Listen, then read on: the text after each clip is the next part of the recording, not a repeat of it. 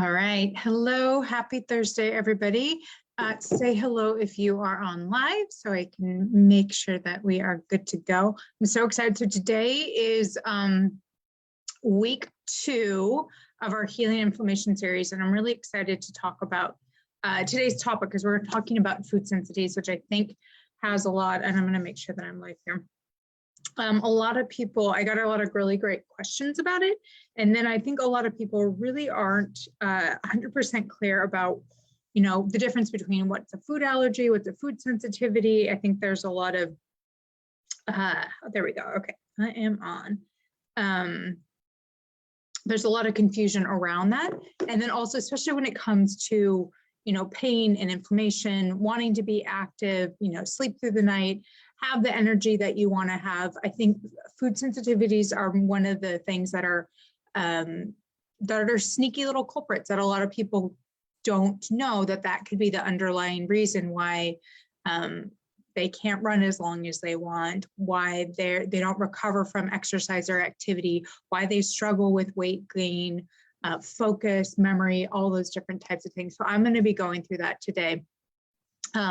And be walking you through, and we'll be covering, what food allergies are and why we develop them, the 3 methods of food and elimination, and the 7-step proven process for uncovering, eliminating, and testing, and then reintroducing these foods that you may have sensitivities to, and the 3 common mistakes people make when they go through trying to uncover what are their food allergies or food sensitivities that they may have going through an elimination diet, and then also how you can get some support and some kind of no-fail resources to help stop food sensitivities from keeping you sick, swollen, and super sore. So welcome.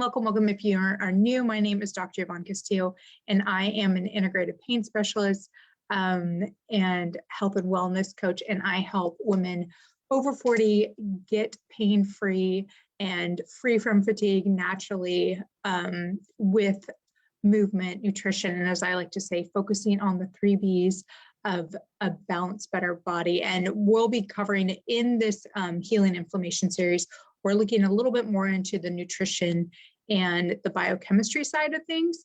But I like to say the 3 B's of why we get imbalanced and why we experience things like pain, inflammation, soreness, fatigue, is because there's an imbalance in our bodies around, our beliefs, the thoughts that we have around our health, our wellness, our biochemistry. So that's our hormones, that's our neurotransmitters, that's the food and our nutrition that we eat, how those processes work, and then biomechanics. So our posture, our movement patterns, our sleep, all those types of things are components of that. So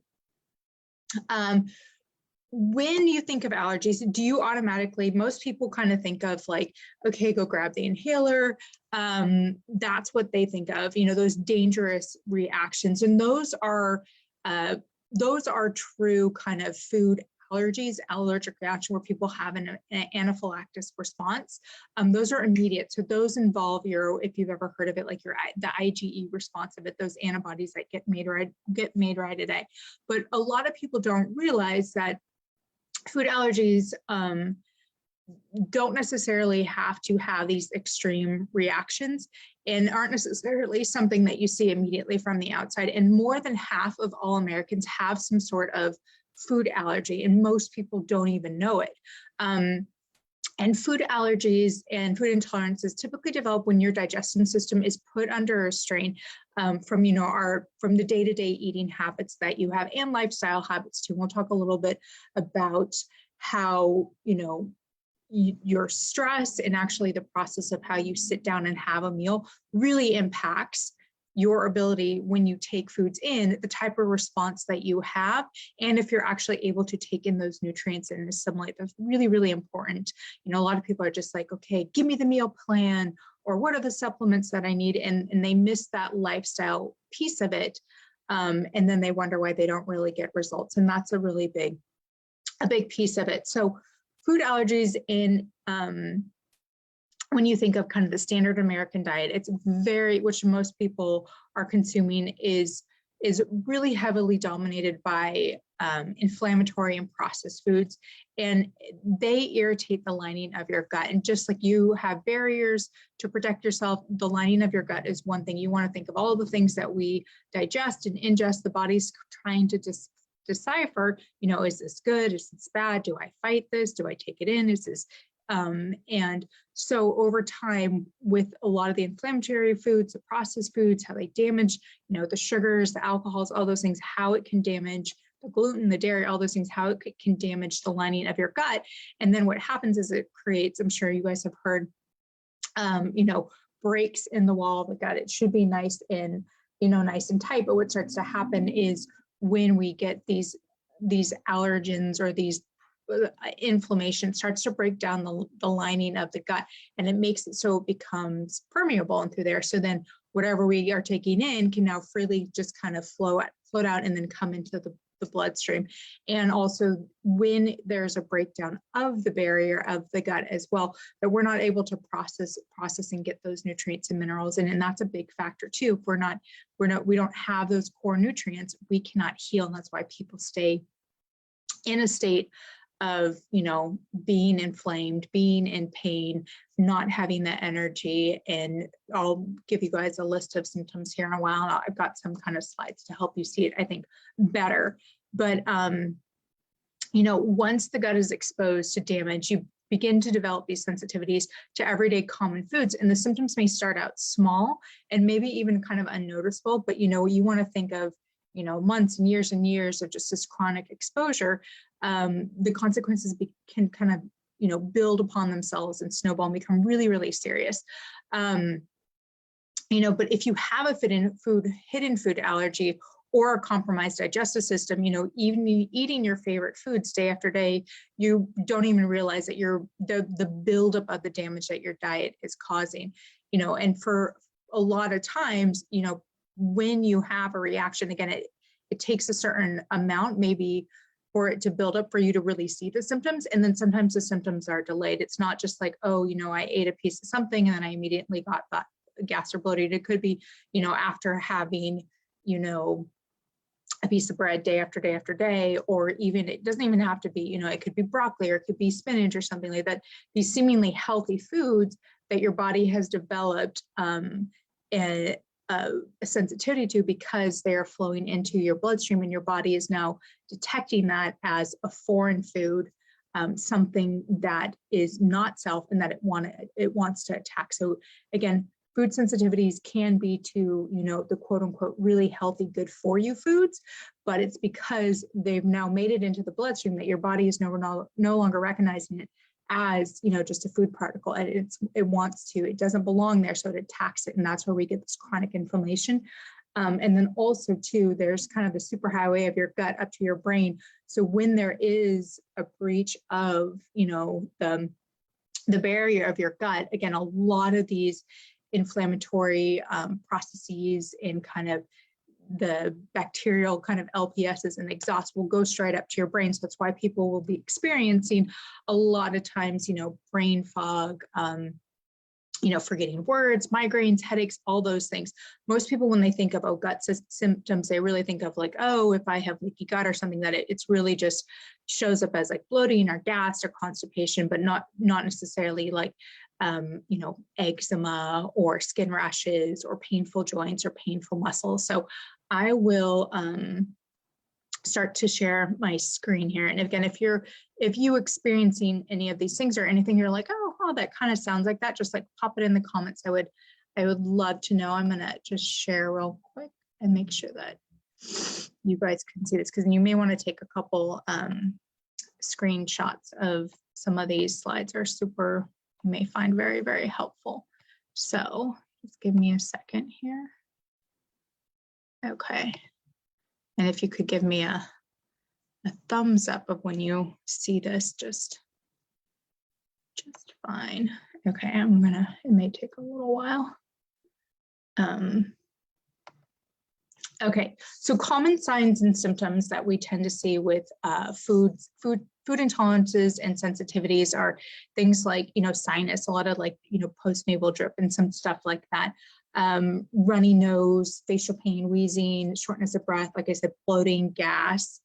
Let me see, I don't think I'm not seeing, this is not coming up. Give me 1 second.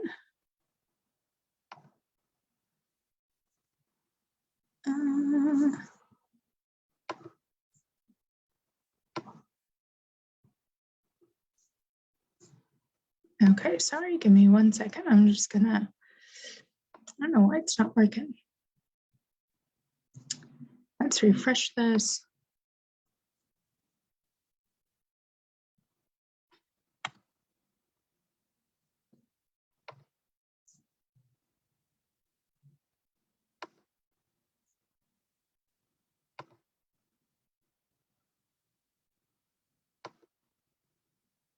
Okay.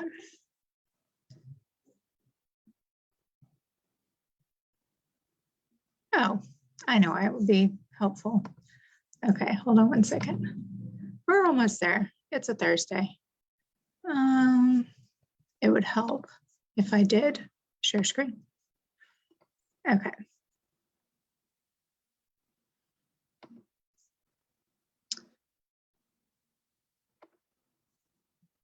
Okay.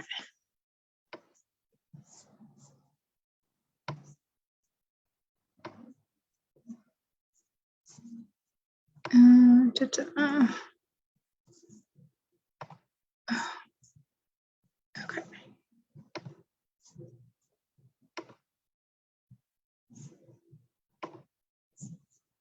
Now we go. Okay.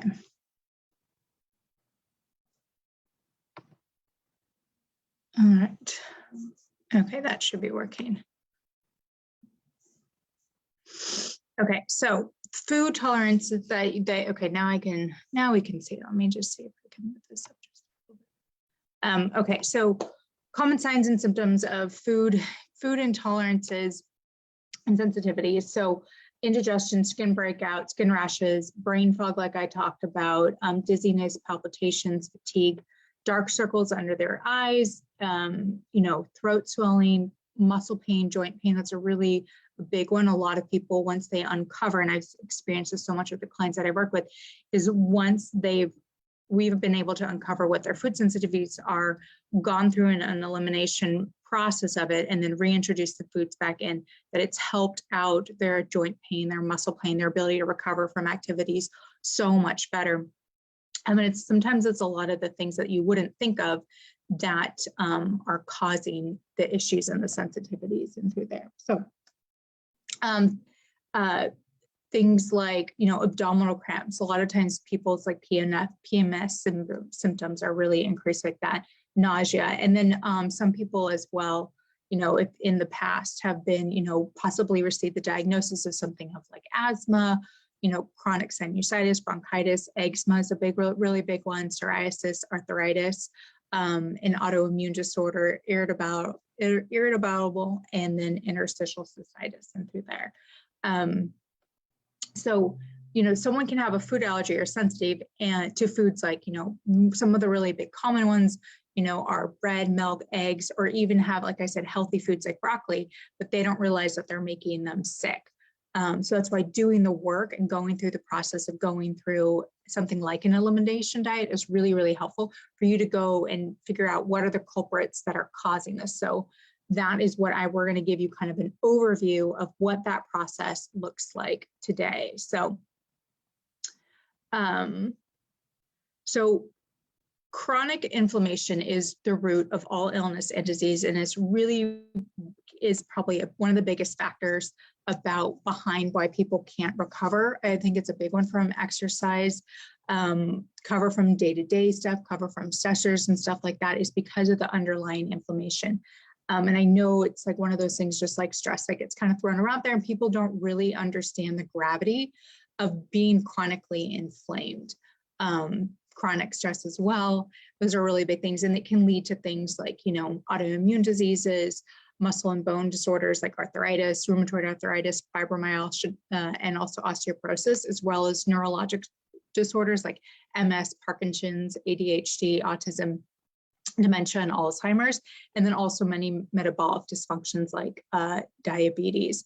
And one of the things, to ask yourself, when you're thinking of, oh, do I have a food sensitivity or not? Maybe you recognize yourself on that list that was just beforehand with the signs and the symptoms. But, one thing is if do you typically feel better when you don't eat? Do you feel noticeably worse after eating? And do you notice, again, your waist size kind of get bigger? So notice some bloating later part of the day. Those are all signs that you may have a food sensitivity or an allergy going on.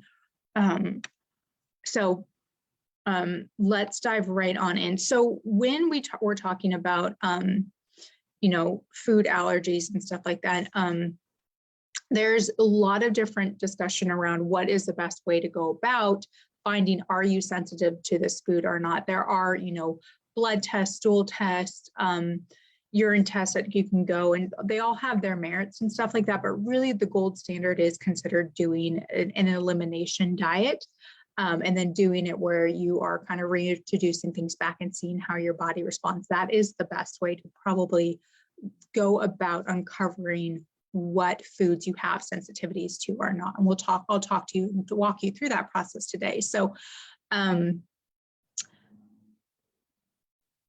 again, just to reiterate, an allergy is specifically an immune response to food that you may or may not have, and that you may or may not have kind of developed antibodies to that are coming out and attacking the food as you eat it.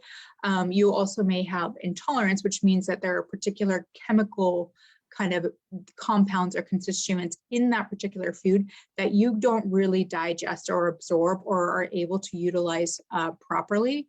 An example of that would be like some people have intolerances to something called oxalates. If you know what that is, pop it in the chat. But oxalates are something that are found in vegetables, in particular things like spinach and chard and rhubarb.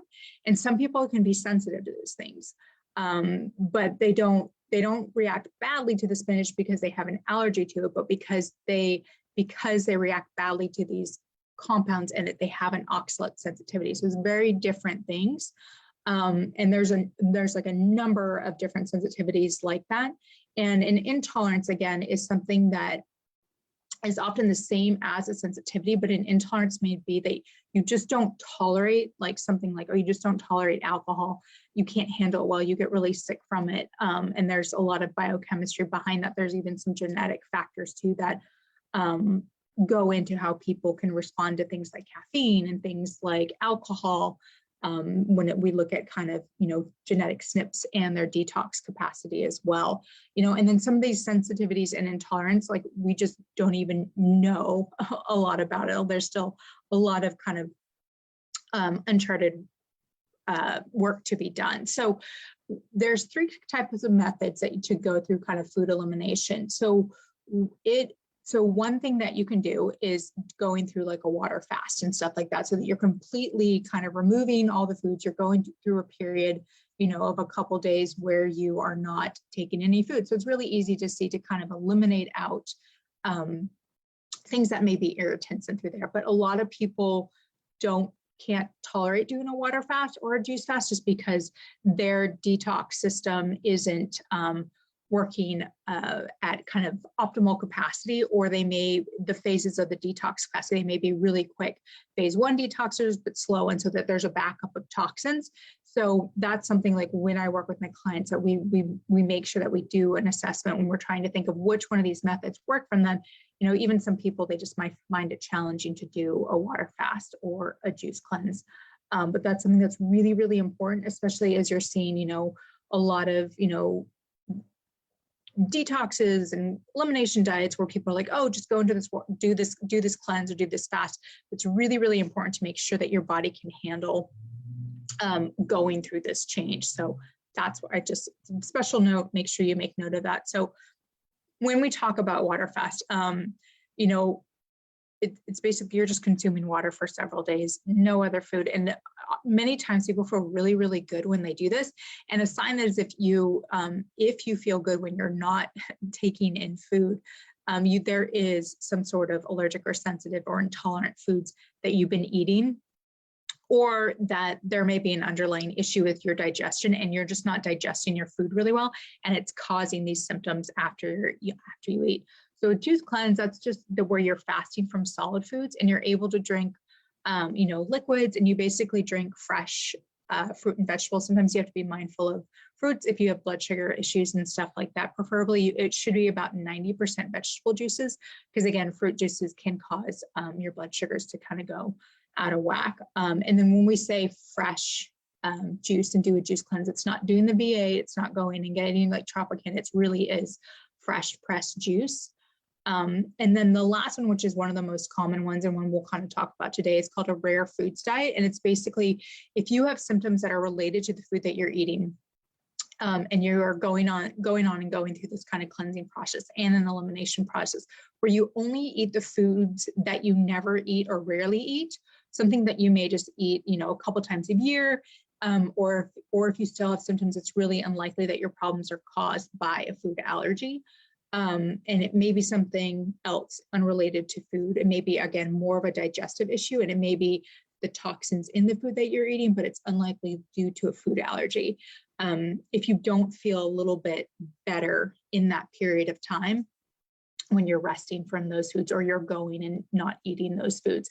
But also sometimes it takes a little bit longer to really feel the full result. So that's where, a rare foods diet to determine, what you should be doing is very helpful. So, how if you're a good, again, just to go back to reiterate, if you are a good candidate for fasting, are you willing to do the fasting? And then, or are you wanting to do the juice cleansing through there? So the juice diet really it should be of, again, those vegetables, and they should be vegetables that you rarely eat. So it still should have that kind of rare foods component to it. Or else you're you'll see reactions into there. So the first part of, as we go through this process of eliminating, trying to see and uncover, okay, what are the suspected foods that could be causing intolerances or sensitivities? Lots of, again, my clients, it's really, really important to kind of do good kind of assessments into there. And I have, quizzes and questionnaires that I take into that. You want to really get a sense of the potential foods that could be causing you irritation, sensitivities, but you see by how you react into there. So there's some quizzes that I take my clients through. And it's, again, a lot of people think, and I just want to acknowledge when they think of, elimination diets, or there can be a lot of charge around that, where it's like, oh my gosh, I'm going to be left like eating 3 foods. It's going to taste like cardboard. And I won't have anything to eat. Is this going to be a forever thing? And it's no, the process really, when you're eliminating things, for, 3 to 4 days, it can sometimes take upwards to 7 days where you're going through eliminating foods and then going through an reintroduction phase. So if you have any questions, just pop them on in. If you're listening back onto replay, please feel free to just pop your questions right back in. So this is kind of the 7-step action plan to uncover and reverse food sensitivities. It's something that I take my clients through. So I'll kind of walk you through each one, and then we'll, then there I've got some helpful tips for you too. So again, the first step is to assess whether you have these food allergies or intolerances. So again, like I said, when I work with my clients, I have, a scorecard and assessment quiz that goes and helps them to determine the likelihood of the food intolerances and allergies that they may have and the impact that it has on their health, and how they feel afterwards. And then step 2 of that is to identify potential food triggers. And again, they complete an assessment that takes them through how to identify these potential trigger foods. And one of them is like they do kind of a food frequency checklist, and it really goes into where you look at your diet and it examines like the frequency of the exact foods in the various categories that you're eating. How often are you eating these foods? Are you eating these foods every day? Are you eating these foods a couple times a week, a couple times a month? And you can start to see, and it starts to become more apparent that which one of these foods is a triggering, which ones are kind of like, if you think of like a stop sign, the ones that are like glaringly red, like, oh, this is probably one that's causing an issue. Ones that maybe you're like, oh, I'm kind of suspecting it. And then ones that are like, you just don't have a reaction to it. And so looking at the food frequency at which you eat foods is a really good indicator to help tease out is this a food that you may have a sensitivity to? Is this a food that you may have an intolerance to, or possibly an allergy as well? And then we go through just kind of uncovering those potential triggers, again, using that kind of stoplight process and protocol we use the results of what shows up on that assessment. And people then go through and kind of highlight the like, yes, no, maybe foods. And then from there, we start to test the food. So then what becomes really, really important is the third step is then just tracking the tracking food intake and symptoms. And it's really tracking the responses to food. And again, using a nice tracker. I'm such a big fan of tracking how you feel, how your body responds, your ability to get in tune with your body. I do this, when my clients are experiencing pain and stuff like that. If you know kind of where that line in the sand is, before you, with that threshold line, you don't want to keep going over it and through there. So we'll talk about what that specifically as it refers nutritionally as well. So, so with this suspicious food tracking, you're tracking your foods that you're trying to see and list all those foods that you possibly suspect to already know that make you feel kind of uncomfortable, that you may have tested and found, to create some sort of an intolerant response. And you're tracking things like when you're looking at, okay, how you respond is tracking things like, your energy, your pulse, actually you'll notice a change in pulse rate with how your body responds to certain foods. It's pretty incredible. I mean, as you can imagine, your body's kind of mounting a response. You can do by just checking your pulse in kind of an interval fashion after you've eaten foods. It's a really good indicator if that could be a potential irritant intolerance for you. The symptoms, again, are you getting achy? Do you get brain fog? Are you getting bloating? And then also, how are you responding after exercises? And also looking at your bowel movement. So looking at, before and after the meal. And of course, also your kind of emotional state, location of pain, how your digestion is going. And you basically kind of keep track of the various foods and how you feel after you eat them. And then after that, after we kind of understand that, then we can go through and kind of design an elimination diet plan. And we use this in conjunction with, again, that learning how to spot those potential triggers. And you'll be eating this kind of elimination diet for kind of the core 4 days of the elimination phase.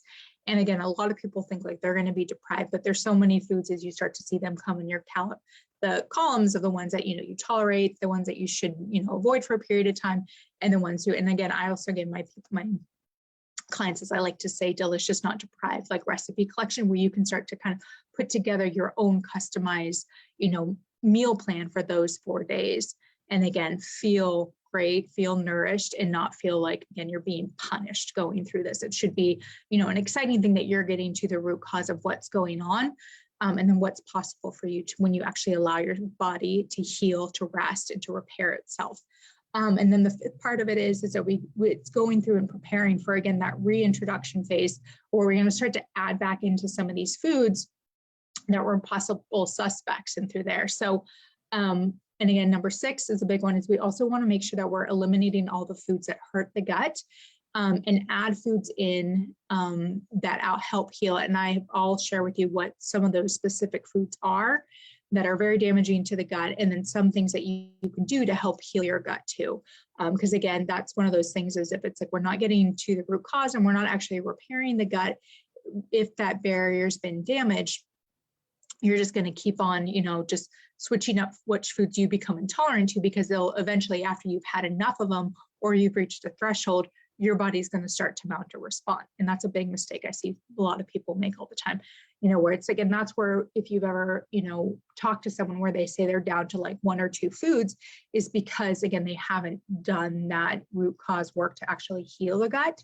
And what happens is like, they eat these foods, and then once they've reached the threshold from, they can no longer eat those foods. And it's like, okay, well, then now it gets whittled down to, okay, I can only eat these foods.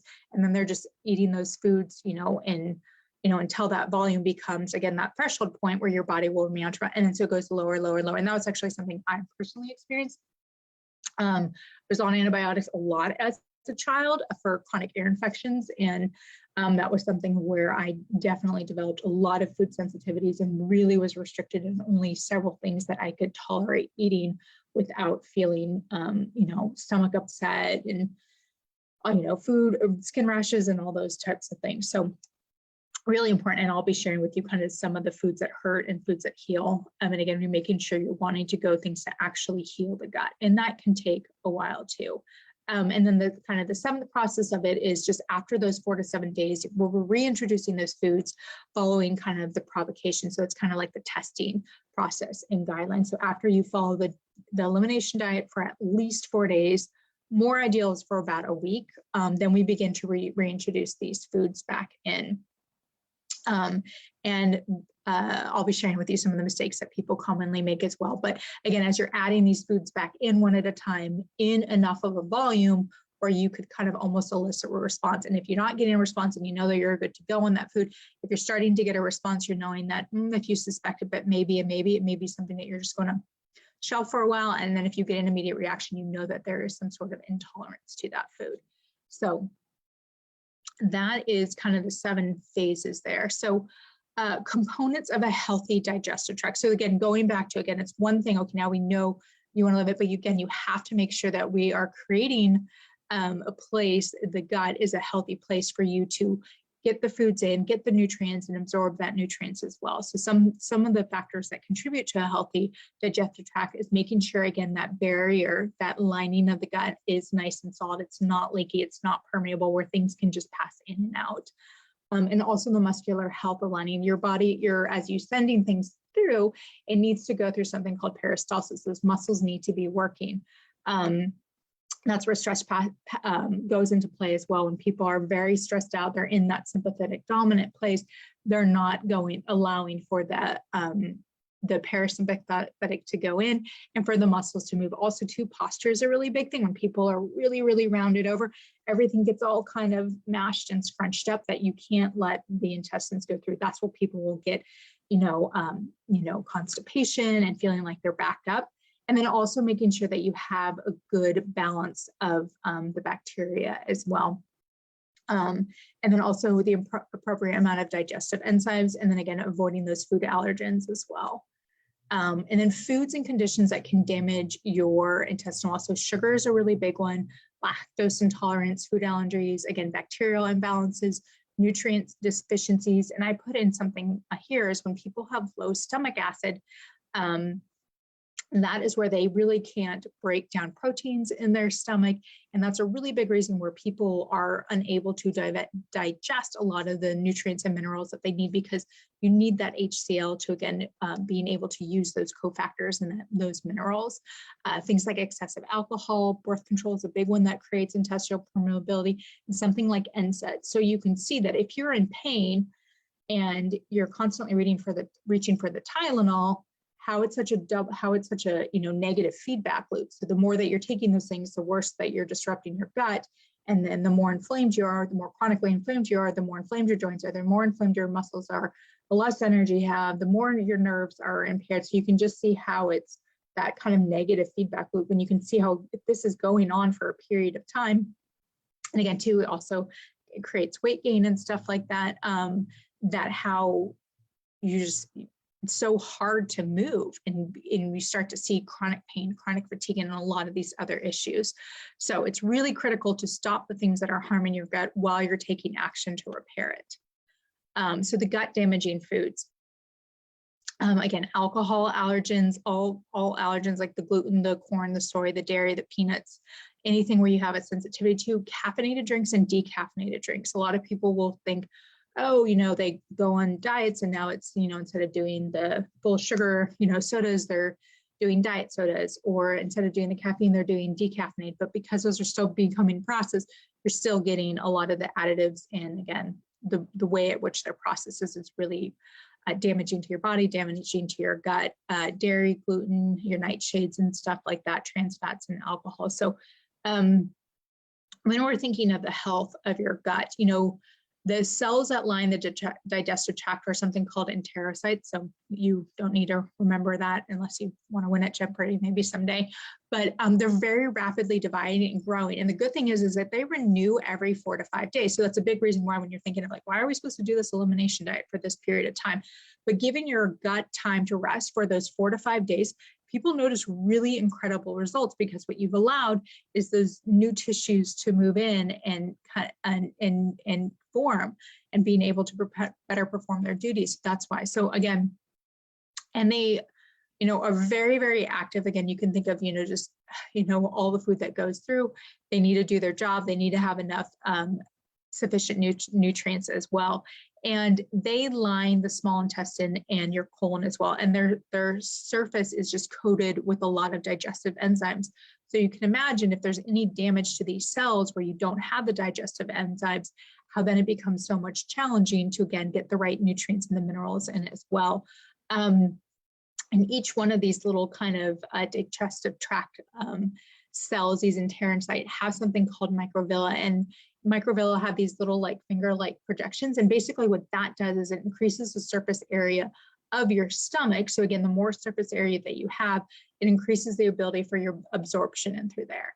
And when there is damage, there's something called celiac, or there's things like gluten and dairy, those can all really damage your microvilli. So again, that's where you start to see blunting. That's where you start to see kind of tears in the lining. If you want to think of cheesecloth, it's like tearing the cheesecloth, so things go right through.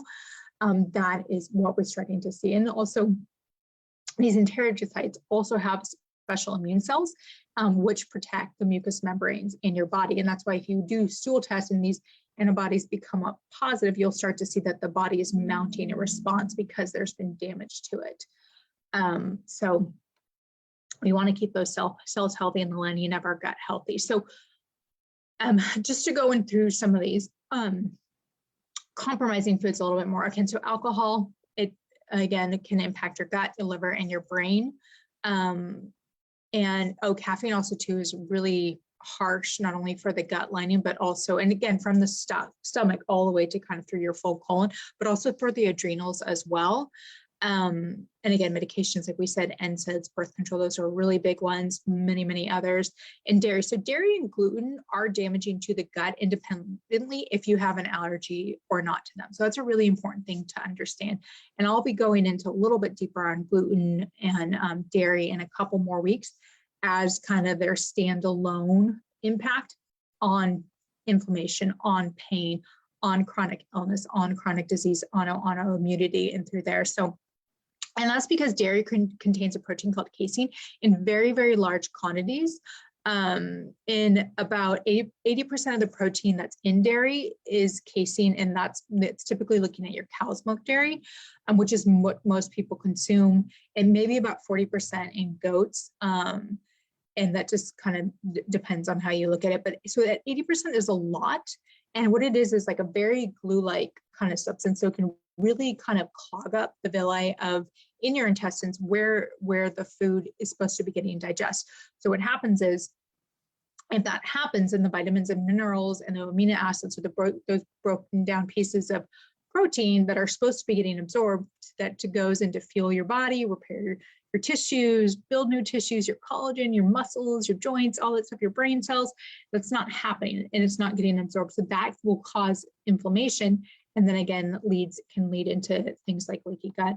Also, dairy has been shown to, is very cross-reactive and also has an impact on the thyroid as well. And then gluten is very similar. It's very, very inflammatory. And the gluten antibodies can cause inflammation from 6 to 8 months of being exposed to gluten. And when I go into the talk in a couple more weeks, it's like it's mind-blowing when you think of just, crumbs on your salad is enough to initiate the kind of immune response that, again, can take upwards of 6 to 8 months to heal. So going gluten-free is not just a fad. And it should be taken really, really seriously, especially if people do have,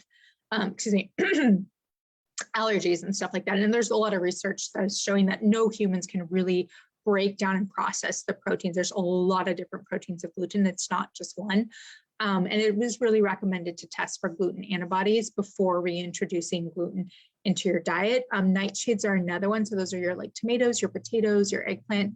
Many people that have inflammation in their joints, I think it's worthwhile seeing if you go off of things. Cayenne pepper too is another one.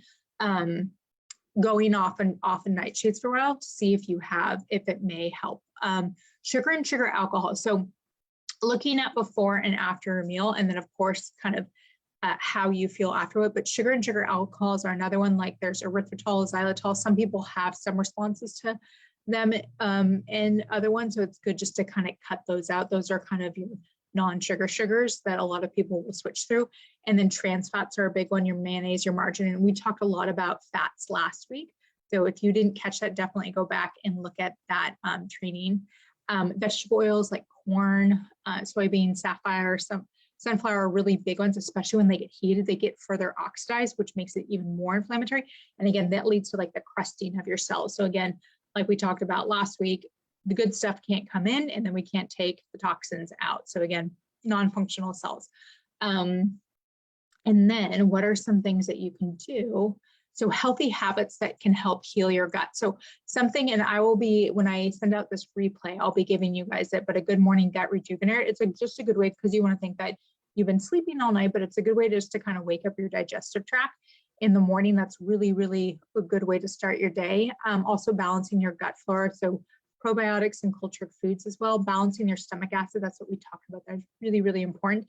And there's a process to go through to see if you have a deficiency of stomach acid. It's really common.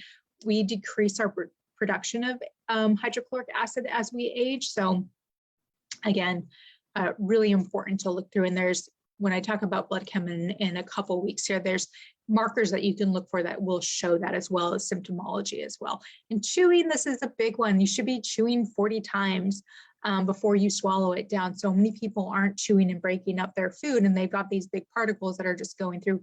Even if you've ever looked at your stool and you're seeing food particles, you shouldn't be seeing food particles.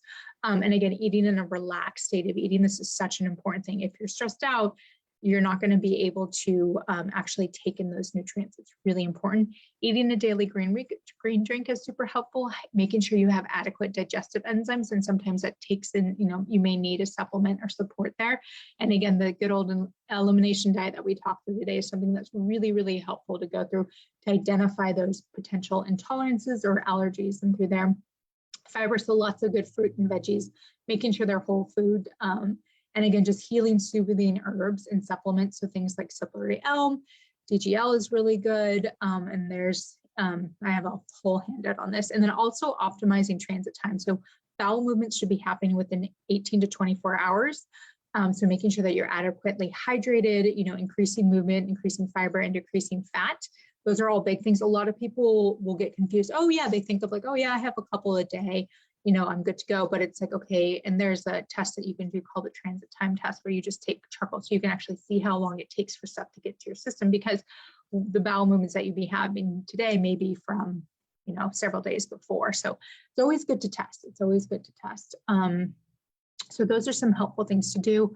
Okay. And then, so what are the kind of the top 3 mistakes that people make when they go through an elimination diet? So the first one is they start the provocation, so that food reintroduction, too soon. So just like anything, the basics and the foundational stuff, like building a solid foundation is not super sexy. It may seem super tedious, but as I like to say, simplicity always wins out and reaps rewards and results. Just the other day, I give my clients a customized exercise program, and it's like I tell them, these exercises aren't super, super sexy. It's just basics program. It doesn't have to take you a lot of time, but she's like, oh my gosh, I'm seeing the difference that it makes, because they're specifically targeted to support your body and balance your body. And to, like I always say, prepare yourself to do what you ask from it, but also to allow for adequate recovery after whatever quote unquote stressor you did, whether that's eating a meal or exercising or sleeping or go to work, all those things. We need to think of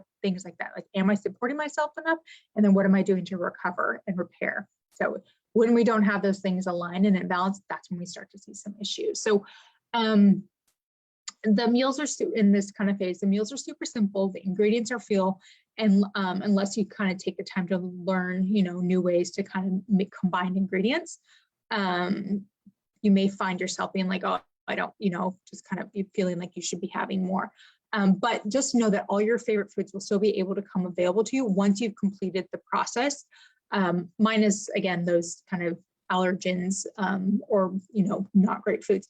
And the purpose of the elimination phase is to eliminate just about everything that you regularly eat and allow your body to recover and start to feel better. It may take 4 days, or it might take something longer, something like 7 to 10 days. And if you're not feeling like much better, like I had one client whose arthritis and muscle pains that had like gone down, tenfold, then you just need to stay in that elimination phase for a little bit longer. And you may not feel totally perfect after 4 days after elimination, but you should start to see noticeable improvements. And then once you start to see those noticeable improvements, then it's time to start to reintroduce the food. So that's the big mistake is, again, people want to just jump in to start to reintroducing foods too soon.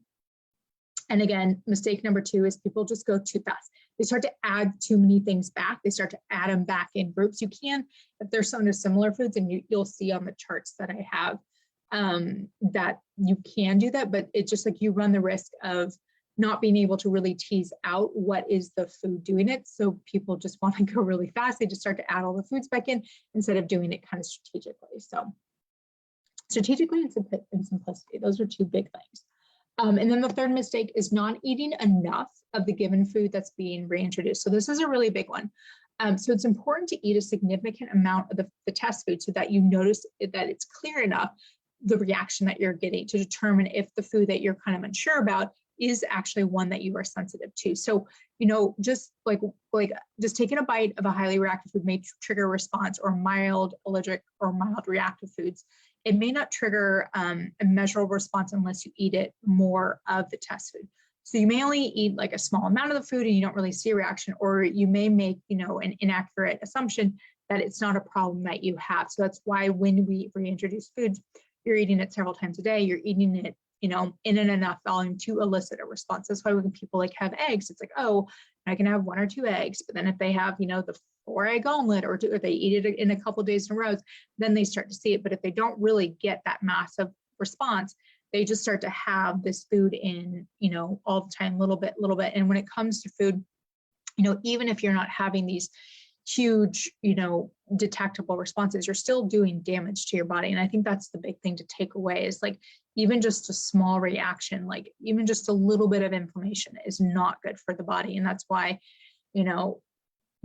so many people, down the road, or they're like, oh my gosh, I feel like I'm totally falling apart. It's because there's all those little things and all those little things that added up into this big issue down the road. So those are kind of the big mistakes. And again, if you are, listening to this and you're thinking, oh, I think I have some of that going on. Like, yeah, my joints are super swollen. I'm super stiff. You feel gassy, you feel bloated. You feel like you are having some reactions to food and you want some support of that.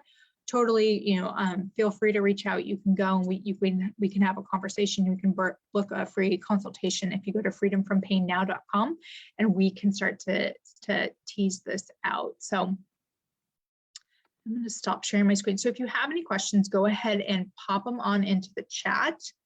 And if you are listening back on replay, feel free to pop your questions in and I'll go back and answer them. So we, last week, if you didn't listen in, we talked about fats and the essential fats, and how fats are very, very healthy and very, very important when it comes to inflammation and healing. And then this week we talked about food sensitivities. Next week, we're talking about blood sugar, which is a really, really big one that often goes kind of under the radar, but is such a big component of inflammation, of pain, of frustrating weight gain, of fatigue. And when you do not have these foundational pieces in place, like you can't even think of, I guess I should say it this way, when you have a solid foundation of your digestions in order, blood sugars in balance, it addresses a lot of the other issues down the road, whether that may be adrenal stress, adrenal fatigue, autoimmune issues, thyroid issues, weight gain issues, energy, motivation issues, sex drive, your ability to, go for the 10-mile ride and get back to marathoning, just sleep through the night. These are the foundational pieces. You got to have the foundational pieces in place. And that's why, when people want to, just throw medication at it or just throw this at it, but they don't address these foundational pieces, they get into trouble. And we'll be talking about this. I'll be interviewing a guest on this, but something like hormone replacement therapy. Well, if you're taking that, but you don't have your digestion in order, you don't have your blood sugar balance, and you don't have your detoxification pathway in line, you can be creating creating problems for yourself because you're not being able to then expel it. And then also you're just kind of chasing your tail. And that's why people won't get the full effect of, feeling wonderful. And again, you got to do those foundational pieces. So again, have a wonderful day, and I will see you guys next week. Bye.